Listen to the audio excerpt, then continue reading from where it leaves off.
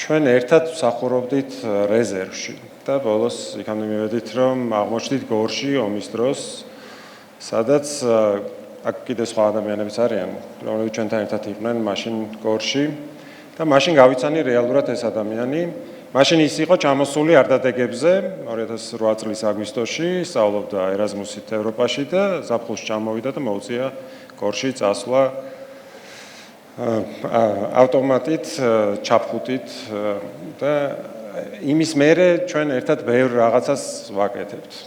მათ შორის მუშაობ ერთ სკოლაში, ეს არის გივიზალდა სტანიშვილის სახელობის ამერიკული აკადემია, მაგრამ უამრავი სხვა რამ აქვს მას გაკეთებული, დაწყებული საქველმოქმედო ფონდიდან, რომელიც ეხმარებოდა ადამიანებს და რომლის ფარგლებში უამრავ ადამიანს გაუჩნდა იმედი იმისი, რომ შეუძლია დაეყნოს სხვა ადამიანებს და ასევე დაეხმაროს სხვა ადამიანებს. ის ზრუნავს იმაზეც, რომ გავრცელდეს ცოდნა, ანუ შეიქმნას ახალი ცოდნა, ითარგმნოს ტექსტები და ის ზრუნავს იმაზე, რომ ჩვენ გქონდეს იმედი, რომელიც ხანდახან თვითონ არ აქვს ხოლმე და გვჭირდება ხოლმე მისი გამხნევება იმისთვის, რომ უკეთესად გაგამხნევოთ თქვენ. მივესალმოთ ლევან ყამბაშიძეს.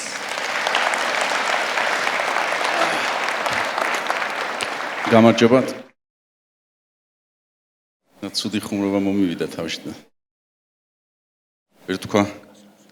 ანუ ყველა ჩემი ნაცნობი არის, სიმონმა ჩემი ბიოგრაფია მოყვა და უკან ორი სასულიერო პირის და რაღაცნა განცდა მაქვს, რომ ჩემ დასვენებაში ვარ საკუთარ.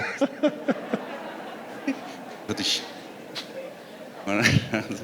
და მეთქვა, სხვანაირად არ გამოვიდა და მართლა ყველას გიცნობ და ყველა სხვადასხვა გარემოში მყავ ნანახი და ამიტომაც თავს ვაძლევ უფლებას, რომ ნახევრად ზურგით ვიყო ნახევარი დანარჩენისკენ და დღეს რაც მინდა არის ის ძირითადი პრობლემა, რაც მოყავით თავი ყველამ ერთად რამდენიმე წლის წინ, ბევრი წლის წინ, მაგრამ ინტენსიურად ბოლო პერიოდში და ეს არის რესპუბლიკის სიკვდილი და მე ვფიქრობ რაღაცნაირად როცა ვსაუბრობთ იმაზე, რომ როგორი სახელმწიფო გვინდა რომ იყოს ის, სადაც ჩვენ ვიცხოვრებთ, ზედმეტი არ უნდა ავიღოთ საკუთარ თავს და ახალი არ გამოსაგონები, იმიტომ რომ უკვე არსებობს ფორმა, რომელიც უზრუნველყოფს ყველაფერს, რასაც მე ბედნიერ მოქალაქის ცხოვრებას დაუძახებთ.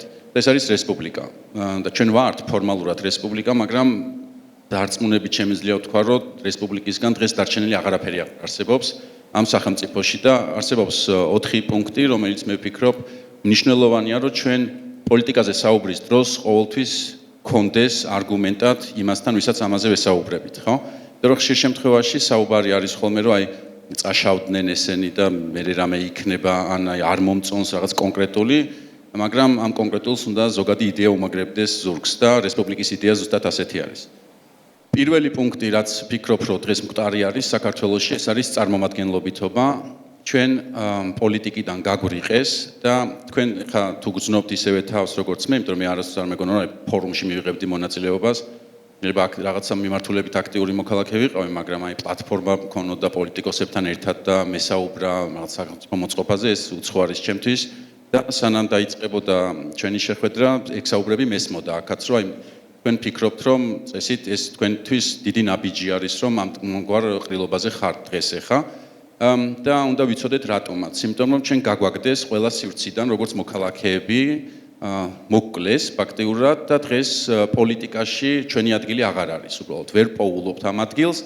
აქ მხოლოდ იმაზე არ არის საუბარი, რომ არჩევნები წაგვართვეს და არჩევნების გზით ვერ მივაღწიეთ იმას, რომ ვინმე წარმოგვადგენდეს პოლიტიკაში, არამედ პოლიტიკა თავისი არსით არის სახეცვლილი. მე არ მგონია, ბევრი სხვადასხვა ქვეყანა შეიძლება შევაგდოთ საქართველოს, მაგრამ ესეთი ანომალიური სიტუაცია, სადაც პოლიტიკურ გადაწყვეტილებებს იღებს ადამიანი, რომელიც პოლიტიკის გარეთ არის, ძალიან იშვიათად მიაკვლევთ, ხო? როგორ თქვა, რომ პუტინის რუსეთი მირჩევნია, სადაც ვიცი ვინ არის დიქტატორი და ვის აქვს ძალაუფლება და აქციასაც გავმართო, ეგეც ვიცი. ვერ შევატარებ, რა თქმა უნდა, საქართველოს დღევანდელ რუსეთს, თუმცა ეს სიტუაცია ჩემთვის ძალიან დამთრგუნველი არის, როგორ მოქალაქისთვის, იმიტომ რომ რაღაცებს ვაპროტესტებ ხალხთან, რომელიც სინამდვილეში ძალაუფლებას არ ფლობს და გადაწყვეტილებებს არ იღებს და ხანდახან განცდა გაქვს ხოლმე, რომ აი აქ რატო ვარ, ხო?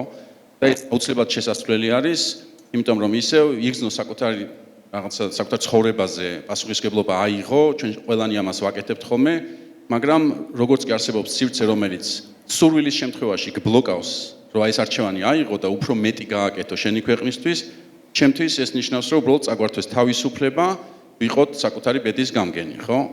და თუ გვინდა რომ აუცილებლად უკეთესად ვიცხოვროთ, პრინციპულად მნიშვნელოვანი არის, რომ ჩვენ ვიცოდეთ, რომ ვიბრძვით წარმომადგენლობისთვის.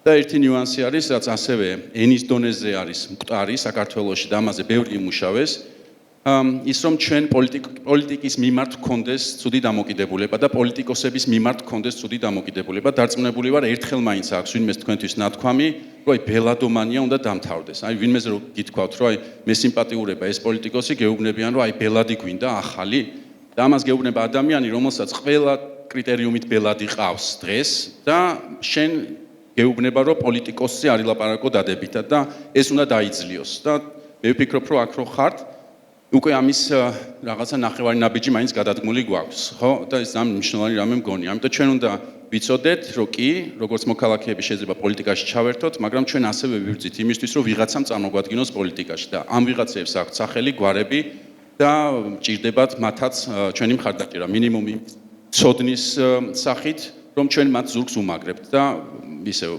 ძალიან მნიშვნელოვანი რამ არის ეს.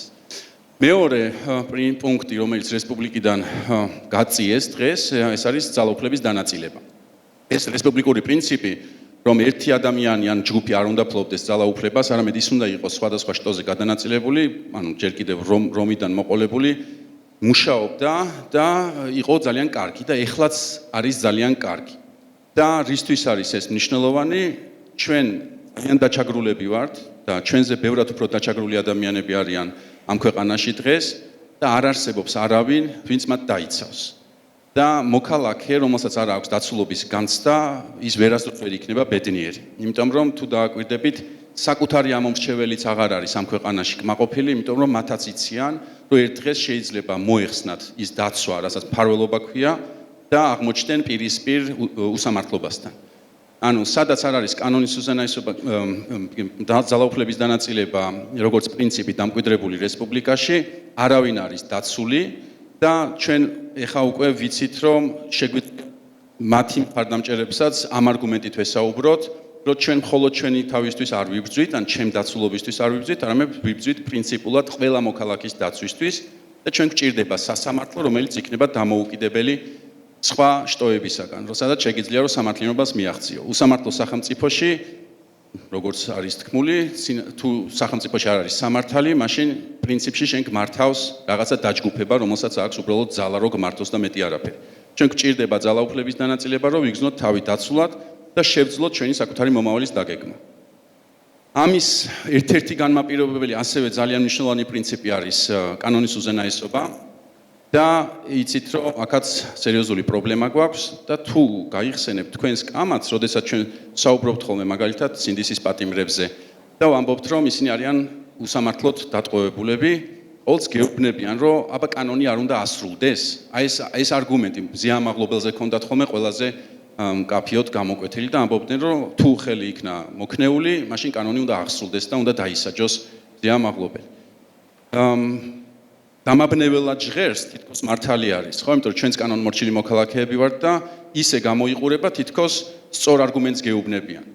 მე არ მაქვს პრობლემა იმასთან, რომ ვინმე დაისაჯოს, მე მინდა რომ ყველა დაისაჯოს თანასწორად. და ეგ, რომ საქართველოში მორღვეული არის, უბრალოდ ბევრი მტკიცებულება არსებობს ამის უკვე ამ 2 წლის განმავლობაში, ერთი კვირის წინ პოლიციელის ცემეს ჯგუფურად, ქვების სროლით და გინებით და კიდე მოკლედ ცუდად ცემეს ძალიან, ბევრად უფრო ცუდად ცემეს, ვიდრე მზიამაღლობელმა ხელი მოუქნია პოლიციის უფროსს. მაგრამ გირაოთი არის ყველა იქ მყოფი ჯგუფში მონაწილე გარეთ. და არგუმენტი იმის, რომ ჩვენ კანონის აღსრულება არ გვინდა, იქნებოდა მართებული, თუ კი თავად კანონს აღასრულებდნენ ყველას მიმართ განუკითხავად პოლიტიკური მიკერძოებისა. შესაბამისად, ეხლა როცა ისევ კანონის უზენაესობაზე ვფიქრობთ, ესეც არის პრინციპი, რომელიც როგორც მოქალაქეს სამართლიანობის განცდას მიჩენს და თუ მე ვისჯები, მე ამ სასჯელს ავიღებ მხოლოდ მაშინ და სამართლიანად ვცნობ და კომფორტულად ვიგრძნობ თავს, თუ კი მეცოდინება, რომ თანაბრად დაისაჯა ყველა, ვინც იგივე რამე გააკეთა. სანამ ეს არ იქნება, ნებისმიერი სასჯელი არის უსამართლო, რასაც ამ ტიპის სახელმწიფოში შეიძლება მიიღოს მთავრობამ. და ბოლო პუნქტი ეს არის ადამიანის უფლებები, რომელიც ასევე შეაზისღეს ხალხს, ლიბერალიზმის სახელით იხსენიებენ ხოლმე ხშირად და ამბობენ, რომ აი თავისუფლება შეიძლება ცუდის მომტანი იყოს. ადამიანს რომ აქვს უფლებები, გასაგებია, მაგრამ ჩვენც ხო გვაქვს უფლებები და სისტემის უფლებებზე გესაუბრებიან ხოლმე ადამიანის უფლებების საწინააღმდეგოდ. ძალიან არასწორად არის გაგებული, ჩვენ თუ რესპუბლიკას მხოლოდ აი ამ სამი პრინციპის მიხედვით დავაფუძნებთ, ჩვენ შეიძლება ვივარაუდოთ, რომ მკაცრი ცუდი სახელმწიფო შეიძლება მუშაობდეს იმ სამი პრინციპის მიხედვით, მაგრამ კარგი სახელმწიფო არის ის, სადაც ადამიანის უფლებები არის აღიარებული, იმიტომ რომ დღეს ჩვენ გვაქვს უფლებები მხოლოდ იმდენი, რამდენსაც მოგვანიჭებს პარტია. საბჭოთა კავშირის ხსენება უკვე ლოგიკური იქნება ამ ადგილას, ვინაიდან ეგეთი იყო ეგ სახელმწიფო, ხო? ანუ ის წვეტდა, ვის რისი უფლება აქვს და რამდენის. და როცა ადამიანის უფლებებზე საუბრობთ, ეს არის საფუძველი იმისთვის, რომ ჩვენ როგორც მოქალაქეებმა ერთმანეთში და ჩვენ სახელმწიფოსთან კონდეს რაღაცა ურთიერთობების დალაგების საშუალება, რომელიც გვეწოდინება, რომ დგას ფუნდამენტურ ადამიანურ ღირებულებაზე, რაც არის ღირსება. ადამიანის უფლებების და ღირსების ერთმანეთისგან გამიჯვნა შეუძლებელია და უბრალოდ გაიხსენეთ დღეს ღირსება პოლიტიკაში სად არის. საუბრობ მართველ პარტიაზე, ჩვენ ვერ ვხედავთ ღირსებას იმაში თუ როგორ გვექცევიან ჩვენ ვერ ვხედავთ როგორ ექცევიან პატიმრებს, როგორ ექცევიან პატიმრების ოჯახებს, მათგან განსხვავებულ ადამიანებს, ვერ ვხედავთ როგორ ექცევიან, კიდევ ხედავთ, რომ ღირსებას ვერ ვხედავთ. როგორ ექცევიან ერთმანეთს და ეს არის ალბათ ყველაზე დიდი ინდიკატორი, იმიტომ რომ თუ ეს გამიჯნა არსებობს, რომ აი უფლებოები ისინი არიან და ჩვენ ერთმანეთს კარგად მოვექცევით, კიდე რაღაცა ლოგიკას ექვემდებარება, მაგრამ ერთმანეთშიც კი ღირსებისგან დაცლილი ურთიერთობა აქვს, რაც არის გარანტირებულად შეიძლება ვთქვათ, რომ ამ მოდელზე დაფუძნებული პოლიტიკა ვერასდროს ვერ მიაღწევს იმ შედეგს, რაც ჩვენ გვინდა რომ გქონდეს როგორც მოქალაქეებს.